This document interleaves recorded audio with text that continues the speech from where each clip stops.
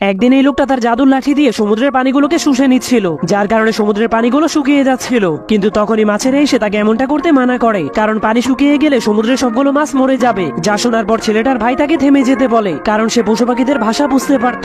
তখন ছেলেটা মাছগুলোকে বলে, যদি তোমরা আমাদেরকে সমুদ্রের নিচ থেকে স্বর্ণ খুঁজে এনে দাও তাহলে আমরা তোমাদের পানিগুলো ফিরিয়ে দিব। তখন মাছগুলো তাদের কথায় রাজি হয়ে স্বর্ণ খোঁজার জন্য পানির নিচে চলে যায়। এরপর তারা সমুদ্রের নিচ থেকে অনেকগুলো স্বর্ণ খুঁজে বের করে কচ্ছপের পিঠে করে তাদের কাছে পাঠিয়ে দেয়। যা দেখার পর তারা অনেক খুশি হয়ে সমুদ্রের পানিগুলোকে আবারও সমুদ্রে ফিরিয়ে দেয়। কিন্তু তখন একটা পাখি এসে তাদের কাছে জীবন বাঁচানোর জন্য সাহায্য চায়। তখন ছেলেগুলো পাখিটার পিছনে গিয়ে দেখতে পায় একটা কাঠুরে গাছ কেটে ফেলছে। এরপর ছেলেগুলো কাঠুরেকে বুঝিয়ে বলে, তুমি এই গাছটাকে কেটো না, কারণ এই গাছের উপরে পাখিদের বাসা আছে। যা শোনার পর কাঠুরে সেই গাছটাকে না কাটলে পাখিগুলো অনেক খুশি হয়ে যায়। এরপর একটা ঘোড়ার বাচ্চা ছেলেটার সাথে খেলা করছিল, কিন্তু তখনই একজন রাজা সেই বাচ্চাটাকে শিকার করার জন্য তীর মেরে দেয়। তখন ছেলেটা বাচ্চাটাকে সতর্ক করে দিলে বাচ্চাটার জীবন বেঁচে যায়, যার কারণে রাজা অনেক রেগে ছেলেটাকে ধরে একটা বাঘের খাঁচার মধ্যে ঢুকিয়ে দেয়। পার্ট 2 দেখতে চাইলে কমেন্টে পার্ট 2 লিখে দিন।